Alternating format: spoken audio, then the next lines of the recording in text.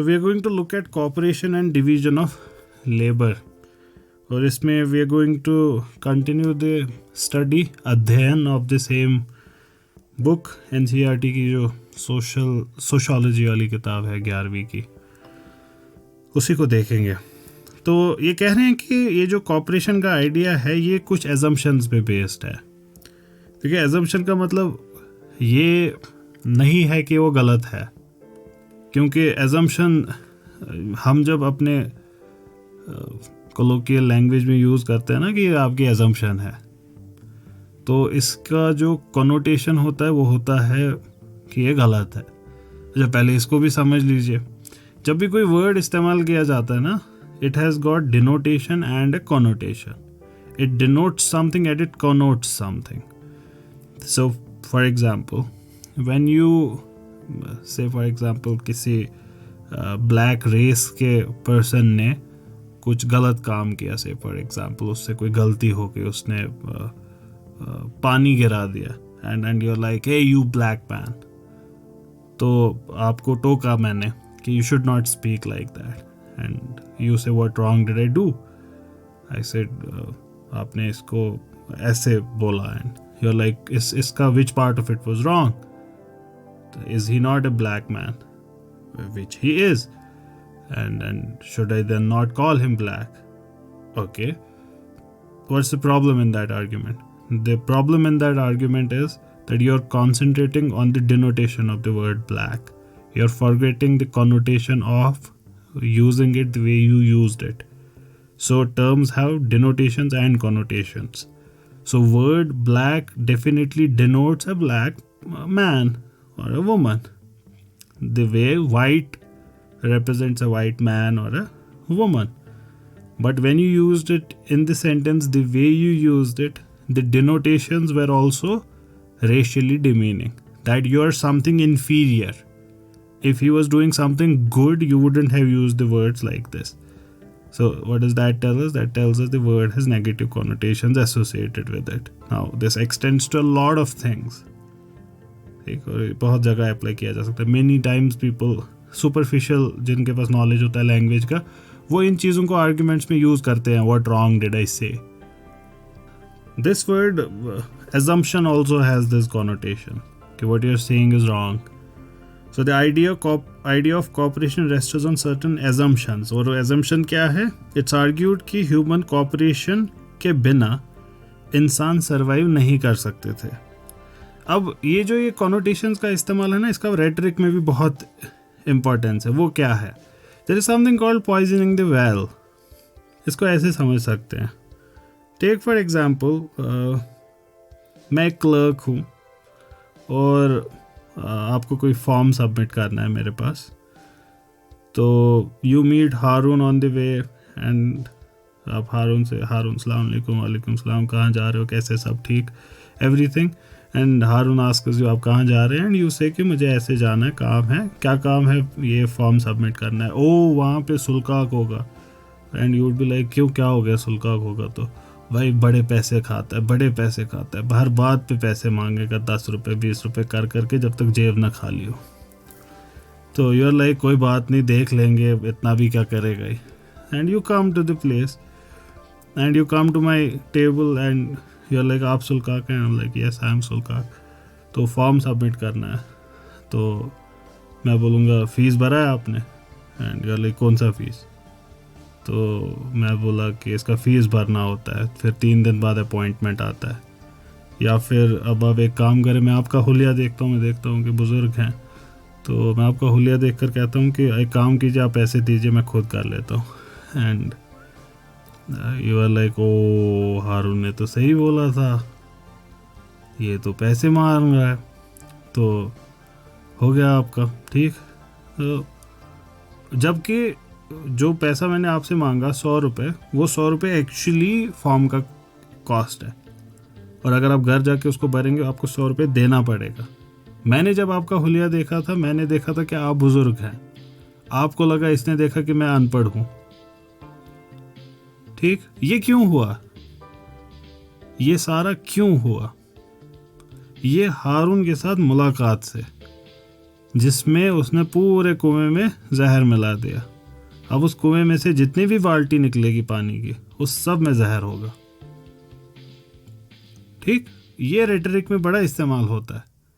जब बात की जाती है ना, लोगों को समझ नहीं आता कि पहली बात जो की गई होती है, पहली बात, उसका हर बात पे फिर असर होता है। इन्होंने जब बात शुरू की, the idea of cooperation rests on certain assumptions about human behaviour, this has already created in the student the thought that what is being said after this is wrong, that it is argued that without human cooperation it would be difficult for humans to survive. That means humans can survive without cooperation as well. ये assumption है, बस इसका कोई proof नहीं है, ये argue किया जा रहा है। अब दूसरे ऑपोजिट पे भी नहीं जाना है, सिर्फ टूल को इस्तेमाल करना है। इसका मतलब क्या हुआ, ये अभी भी सही हो सकते हैं। इसका मतलब ये नहीं है कि ये गलत है। ये समझिए बात को। It is argued that without human cooperation it would be difficult for human life to survive can still be wrong or can still be correct. I am just giving you the tool how to avoid this poisoned पूरा atmosphere जो है। Further, it is argued कि जो animal world है इसमें भी हम cooperation देखते हैं, चाहे फिर वो चींटियाँ हो, bees हो, mammals हो, हर जगह हमको cooperation दिखता है। लेकिन ये जो एनिमल वर्ल्ड के साथ कंपैरिजन है, इसको हमेशा केयरफुली करना चाहिए। ये बात में कोई दो राय नहीं हो सकती। मॉडर्न दुनिया में जो हमारे साइकोलॉजी जैसे उलूम है, ये बहुत होलसेल लेते हैं अपना मदद बाकी एनिमल्स से। आपको पता ही होगा पीटरसन का लॉबस्टर, तो डिफरेंट एनिमल्स में जो उनको बिहेवियर दिखता है, they kind of bring that into humans. Why would they do it? Why would they do it? Now this also has philosophical backing. ये ऐसे ही नहीं है, और अगर वो फलसफा रद्द हो गया तो ये सारा बाकी रद्द होगा। इसीलिए मुसलमानों के यहाँ इसको जगह नहीं हो सकती है। And I am not sure about Hindus, अगर मुझे याद आए कुछ तो मैं आपको बता दूंगा, but about Muslims I am certain. Why? Because we don't believe कि इंसान सिंपल मादे का, मैटर का बना हुआ है। अगर इंसान सिंपली मैटर का बना हुआ है and everything else there out there is made of the same matter, then humans are no superior to anything else, they are just like others. And then फिर अगर हम एवोल्यूशनरी मॉडल को भी adopt कर लें, तब तो हम बिल्कुल कजिन्स हैं बाकी जानवरों के, बिल्कुल सोफिस्टिकेटेड बंदर, जो हम में से काफ़ी प्रूफ भी हैं उनके। हमारे माइंड्स और ब्रेन्स का जो एवोल्यूशन है, कुछ लोग साबित कर ही देते हैं कि डेफिनेटली हम हैं उनके कजिन्स। खैर, बट इसकी फिलोसॉफिकल बैकिंग यही है। तो comparison with animal world still should be done with care. हम दो डिफरेंट थियोरेटिकल ट्रेडिशंस को देखेंगे, और वो फिर से वही होंगे, फंक्शनलिस्ट व्यू और कॉन्फ्लिक्ट व्यू। फंक्शनलिस्ट की बहुत बड़ी हस्ती डर्कहाइम, और कॉन्फ्लिक्ट के तो बादशाह ही हैं कार्ल मार्क्स। इन दोनों को देखेंगे। ये कहते हैं कि sociology for the most part did not agree with the assumption कि ह्यूमन नेचर नेसेसरीली नास्टी और ब्रूटिश है। ये भी बड़ा इंपॉर्टेंट है समझना। ये जो नास्टी और ब्रूटिश टर्म आई, ये सुनी सुनाई लग रही होगी आप लोगों को, क्योंकि हमने पॉलिटिकल फिलॉसफी में भी सुनी है ये टर्म, कि इंसान की लाइफ पहले क्या थी, नास्टी, ब्रूटिश एंड शॉर्ट। फिर वो एक साथ आए, कोऑपरेट करना शुरू कर दिया एंड ऑल। तो certain political philosophy start from here. Durkheim इसके खिलाफ आर्ग्यू करते हैं, and I quote, primitive humanity whose hunger and thirst always badly satisfied were their only passions? No. Durkheim says, नहीं, ऐसा नहीं है. He says, and the quote continues, they overlook the essential element of moral life. ये वाले फलसफे ना, जो ये वाली बात करते हैं, वो क्या मिस करते हैं? वो ह्यूमन का इमटेरियल स्पिरिचुअल एस्पेक्ट को मिस कर देते हैं, ह्यूमंस के मॉरल एस्पेक्ट को मिस कर देते हैं। तो इसका कहने का मतलब कि for our own physiological needs अगर हम मर्डर कर सकते हैं, तो the material aspect would say we would murder, but oftentimes we endure the suffering yet do not murder. What could be the cause of such a behavior? It's not material. It's not material. So the moderating influence that society exercises over its members, which tempers and neutralizes the brutal action of the struggle for existence and selection. क्या है ये जो society है, social होना इंसान का और society में होना, ये क्या करता है इंसान के साथ? ये उसके जो ये एक्सट्रीम्स को है उसको थोड़ा सा नंब कर देता है. जहाँ पे भी सोसाइटीज़ है, डरखाइम आर्ग्यू करते हैं, वहाँ पे ऑल्ट्रुइज्म है. दैट मीन्स बाकी लोगों की नीड्स को फुलफिल करना, even at the cost of your own, because there is solidarity. Solidarity is feeling of belonging to a particular group. Solidarity is also supporting a group. So in solidarity with a particular country, that means we support you or we feel for you. तो ये इंसानों के अंदर है. तो इसी वजह से डरखाइम कहते हैं जब से इंसानियत है तब से ऑल्ट्रुइस्टिक नेचर भी है, and even in the truly intemperate form, उस वक्त भी. सो डरखाइम के लिए ये जो सॉलिडेरिटी है, ये सोसाइटी का जो मॉरल फोर्स है जो रोकता है उनको फ्रॉम डूइंग ऑब्नॉक्शियस थिंग्स, ये कॉपरेशन को समझने के लिए फंडामेंटल है. इसके बिना नहीं समझा जा सकता कॉपरेशन को. और कॉपरेशन को समझना क्यों ज़रूरी है? सोसाइटी को समझने के लिए. तो ये जो role of division of labour है, डिवीजन ऑफ लेबर क्या है खुद में? ये कॉपरेशन दिखाता है. You scratch my bag, I scratch your back, ये वो दिखा रहा है cooperation. You take care of this room, I take care of that room. You take care of painting, I take care of denting. ठीक, ये हो गया division of labour. तो डिवीजन ऑफ लेबर क्या करता है?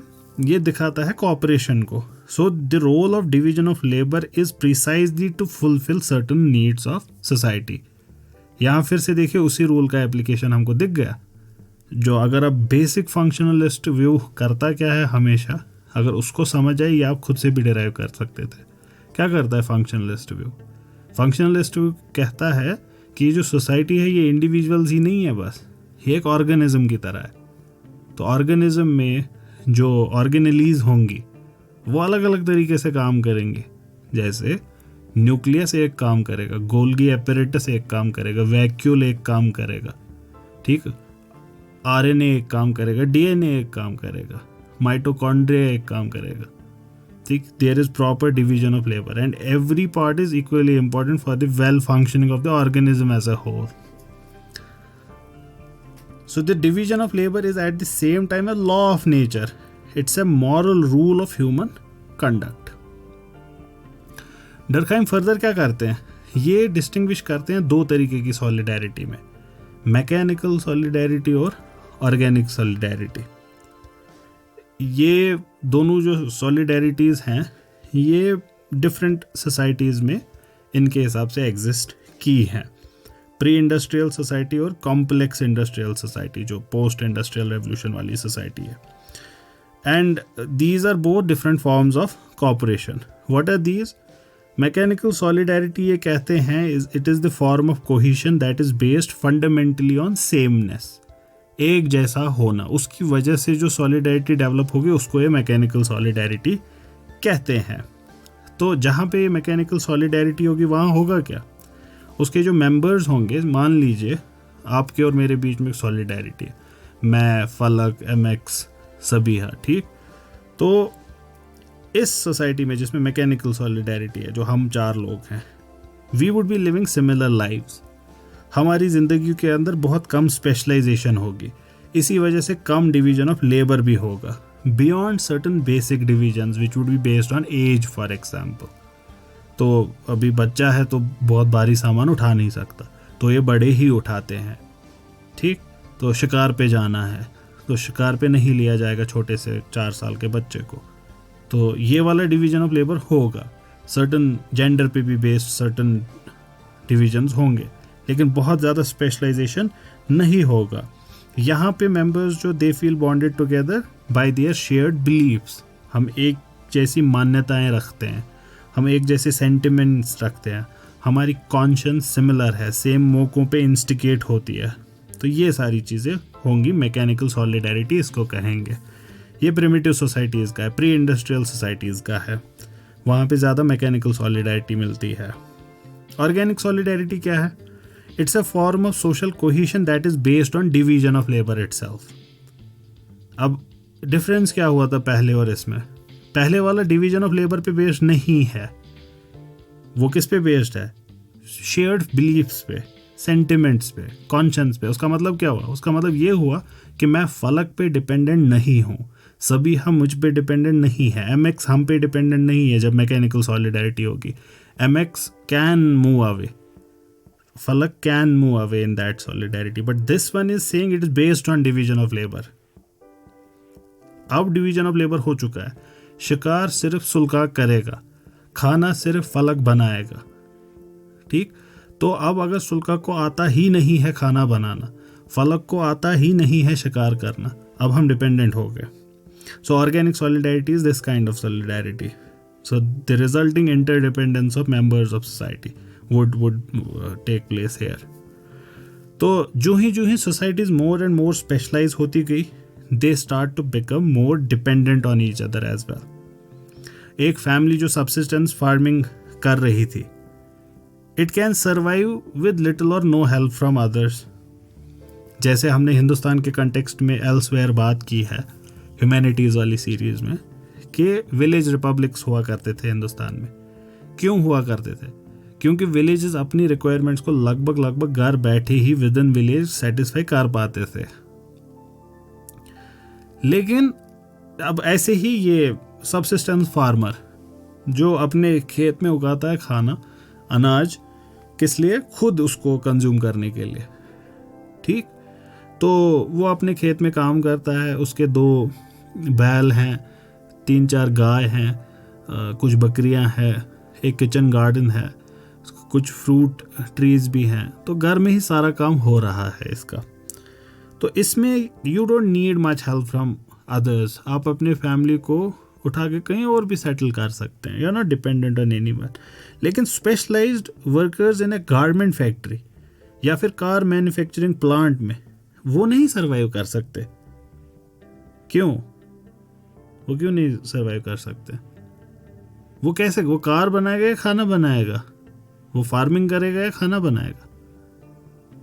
तो इसी वजह से ये भी समझ लीजिए, ये जो एग्रीकल्चर है ना, ये जितना इजी हम लेते हैं ना हमारी जनरेशन आजकल की, इसमें it's not necessarily the young ones, it's last 200-300 years के तो बिल्कुल ही, और but it's an old disease कि agriculture is like for granted सा लिया हुआ है। Agriculture is single biggest happening in human history. ये सबसे बड़ा चेंज है ह्यूमन कल्चर में, एग्रीकल्चर। मैंने आपको इससे पहले बताया कुछ वाटरशेड मोमेंट्स इस इंसानी हिस्ट्री के, जिसमें एक यही है एग्रीकल्चर। फायर तो हमको पता ही थी, पर कंट्रोलिंग फायर मतलब अपनी मर्जी से आग स्टार्ट कर पाना। अदरवाइज आग इंसानों को उससे पहले भी पता थी, लेकिन पता नहीं थी कि इसको बनाते कैसे। बनी बनाई आग तो दिख जाती थी। तो आग, व्हील वाज समथिंग। ऐसे ही penicillin, antibiotics were amazing.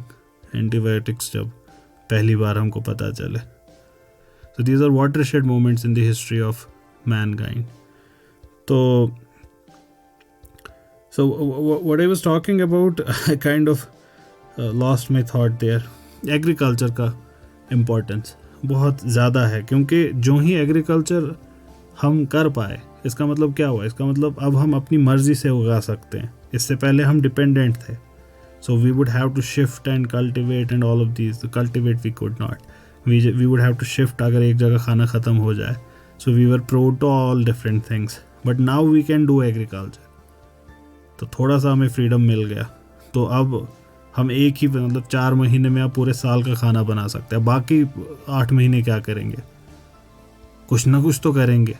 Painting कर लेंगे।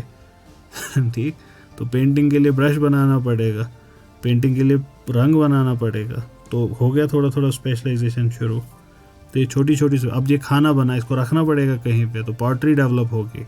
अब एक ही जगह रुकेंगे, शिफ्ट क्यों होना है? तो अब घर बनेंगे, तो घर बनेंगे तो फिर मोहल्ले बनेंगे, मोहल्ले बनेंगे तो गांव बनेंगे, गांव बनेंगे तो कानून बनेगा, कानून बनेंगे तो फिर उसके एनफोर्समेंट्स बनेंगे, एनफोर्समेंट बनेगी तो एक रूलिंग क्लास बनेगा, रूलिंग क्लास बनेगा तो क्लास वाली सोसाइटी बनेगी। ठीक, अब क्लास वाली सोसाइटी बन गई, रूलिंग क्लास भी बन गया, तो पावर का एक्सपेंशन और एनफोर्समेंट होगा, तो दो क्लासेस, दो ट्राइब्स, दो ग्रुप्स आपस में लड़ेंगे भी, वॉर्स भी होंगे, so slaves would be taken.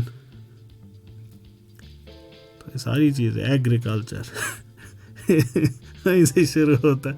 This is a very simplistic view, but you kind of get what is important in it. तो जो अब once you are able to do agriculture, so certain people do agriculture, other people concentrate on say making iron works, ये तभी possible हो पाएगा। Otherwise सबको पहले तो खाना चाहिए, तो सबको खुद उगाना पड़ता। तो जहाँ पे ये ऑर्गेनिक सॉलिडेरिटी होगी वहाँ पे एक दूसरे पे डिपेंडेंस होगी।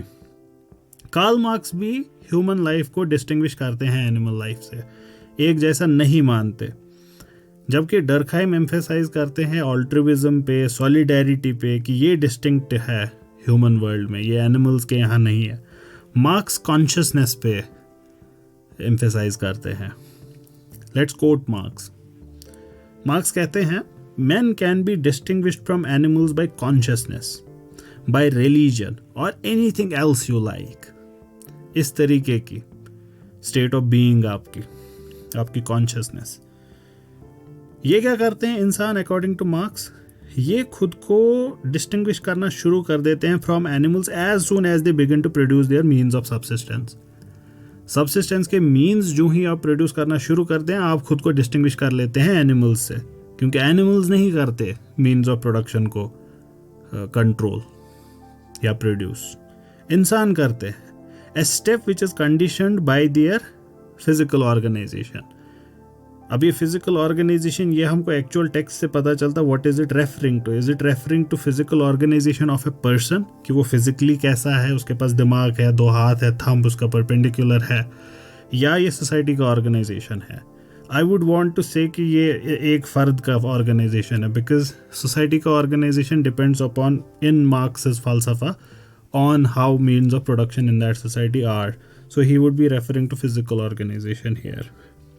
So by producing the means of subsistence, men are indirectly producing their material life. यही ये दूसरी बात मैं जो अभी कह रहा था, कि जब आप subsistence के means, that means production के means को आप फॉर्म करते हैं, तो आप इनडायरेक्टली अपनी ज़िंदगी को फॉर्म करते हैं, वो कैसी होगी। ठीक, आप टैबलेट बनाते हैं, लैपटॉप बनाते हैं, 5G इंटरनेट बनाते हैं, और आप शेप करते हैं आपकी ज़िंदगी कैसी होगी। आपकी ज़िंदगी में इन्फ्लुएंसर्स नहीं हो सकते थे आज से 1000 साल पहले। क्यों नहीं हो सकते थे? क्योंकि जो material means that are required to produce an influencer, that would not have been there, वो हो ही नहीं सकता था। एसुल्काक वॉज नॉट पॉसिबल। वाई? क्योंकि ये कॉन्वर्सेशन होने के लिए जो हम इस वक्त कर रहे हैं, इसके लिए हाई स्पीड इंटरनेट होना ज़रूरी है। इसके लिए ज़रूरी है वो डिवाइसेस जो उस हाई स्पीड इंटरनेट को एक जगह से दूसरी जगह रियल टाइम में भेज सकें। So there would be people who are listening, say for example in America, in Europe, in Saudi Arabia, Pakistan, Indonesia, India, China. So this can happen simultaneously. Why? Because of the underlying infrastructure. So by creating that infrastructure, we create our material life. That's what Marx says. ये जो coat है from marks, हमारे writer लिखते हैं कि ये बड़ा मुश्किल लगेगा काफ़ी सारे लोगों को समझना, may appear difficult, but will help us understand कि कॉपरेशन ह्यूमन लाइफ में कैसे डिफरेंट है from cooperation in animal life. Humans सिर्फ एडजस्ट नहीं करते, सिर्फ एकोमोडेट नहीं करते टू कॉपरेट, लेकिन वो साइमल्टेनियसली सोसाइटी को ऑल्टर भी करते हैं वाइल डूइंग दैट प्रोग्रेस। तो यही बात अभी कही ना, man are indirectly producing their material life. ये थोड़ा सटल आर्ग्यूमेंट है, इसको ध्यान से समझिए कि मार्क्स कहना क्या चाह रहे हैं, क्योंकि गलती लग गई तो पूरे फलसफे में गलती लग जाएगी। मार्क्स कह रहे हैं कि हम सिर्फ पैसिव रिसिपिएंट्स नहीं हैं, हम एक्टिव एंगेजर्स हैं। That means we are not just shaped by environment, we shape it as well. यही रीज़न है, अब cutting the long story short, कि कम्युनिस्ट्स ने बहुत ज़्यादा ध्यान दिया बाद में साइंस एंड टेक पे कि we can alter. And this is one of the fundamental arguments जो इस वाले स्कूल ऑफ थॉट को सब्सक्राइब करके वुमेन राइट्स की बात करते हैं. वो क्या आर्ग्यू करते हैं, वो कहते हैं कि ओके चलो मान लिया for the sake of argument कि मैन एंड वुमेन में है डिफरेंसेस, ओके गॉट इट, ठीक है, बट दे आर नॉट अनअसेलेबल. कहने का मतलब हम टेक्नोलॉजी को यूज़ करके उसको ओवरकम कर सकते हैं. तो इस आर्ग्यूमेंट को समझना बहुत ज़रूरी है.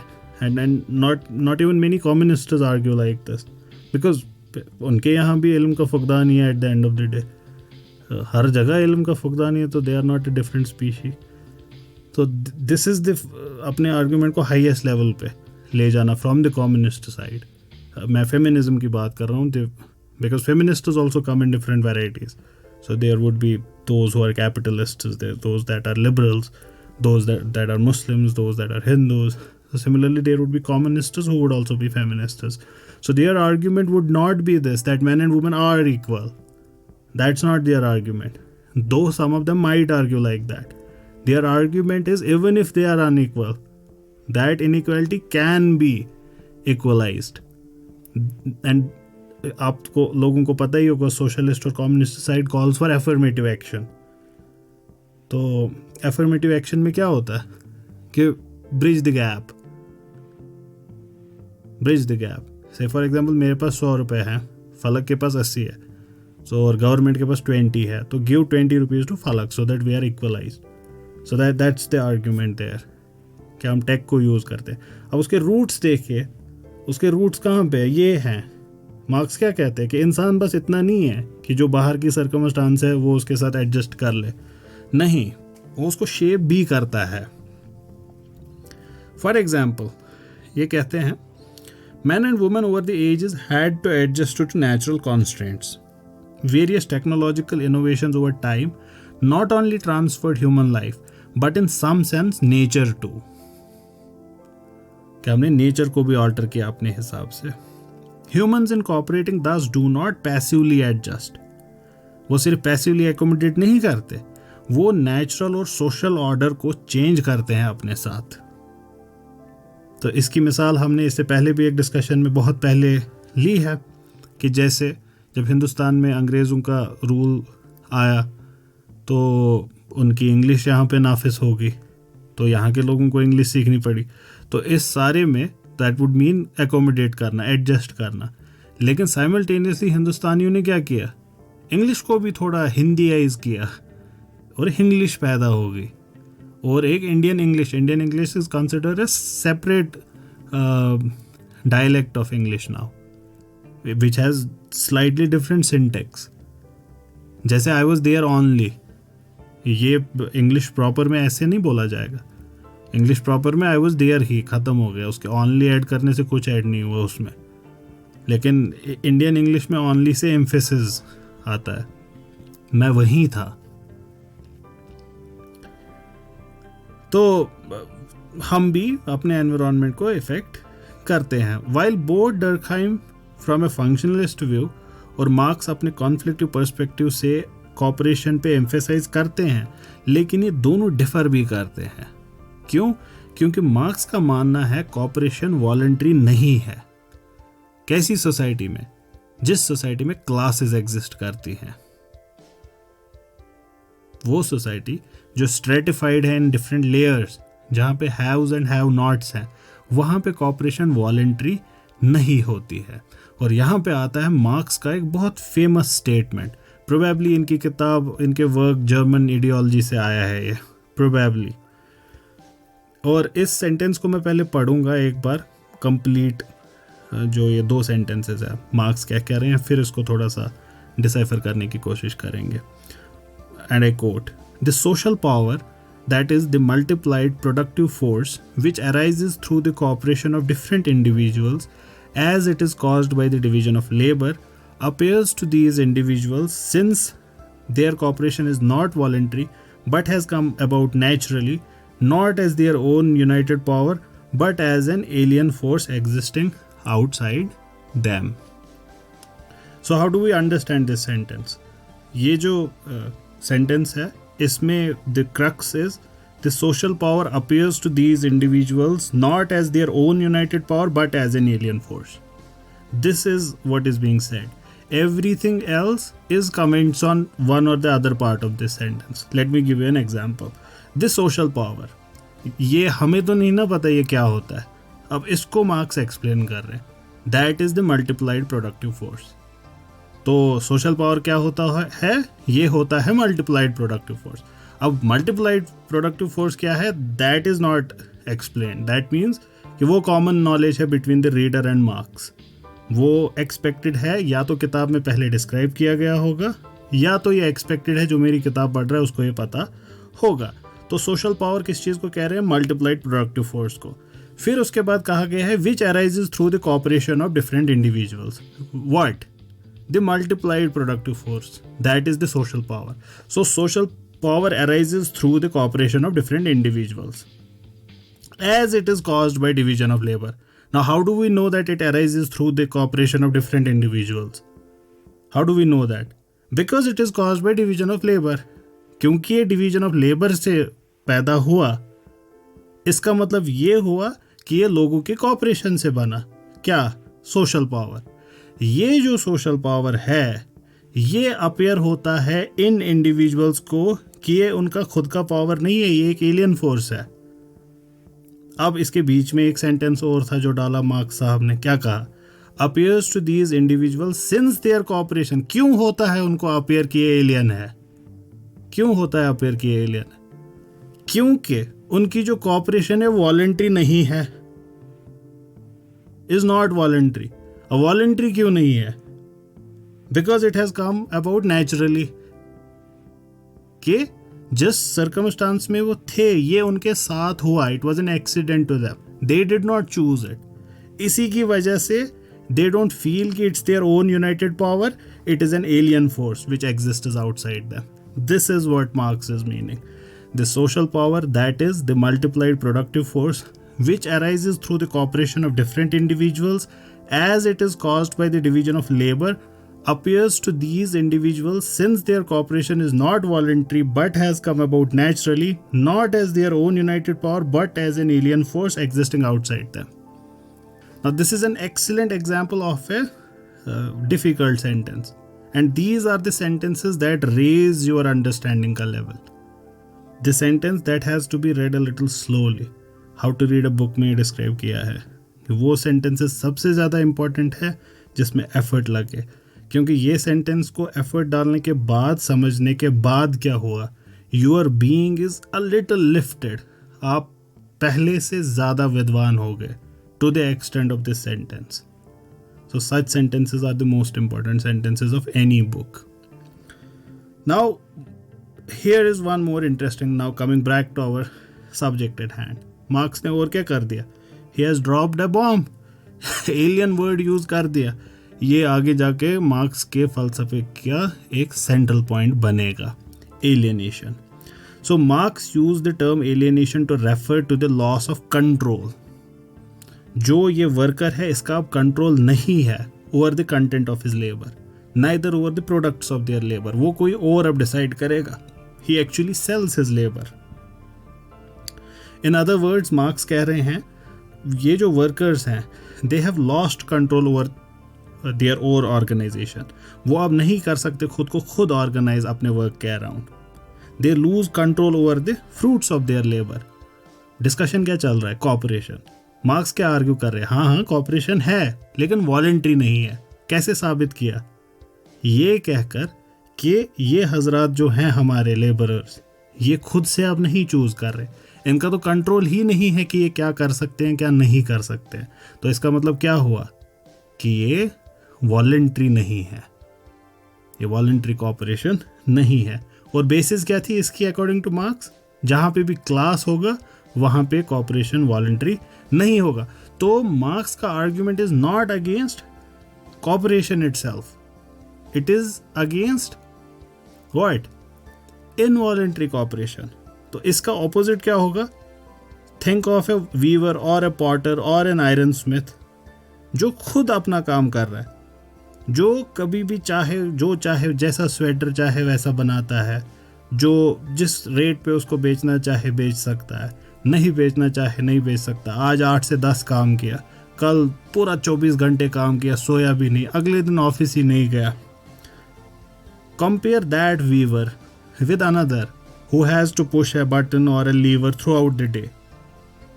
So cooperation in this situation is enforced. It is not voluntary. So that was our small discussion on cooperation and division of labor. We are not taking sides yet. So avoid that. Abhi ke liye. We are just learners and beginners in this. We are not deciding who is right and who is wrong right now. So just take it in. इसको फिर से पढ़े. This is from NCERT, and maybe you'll understand it better. So we'll continue next time, inshallah. Till then, if you have anything to say, please do that.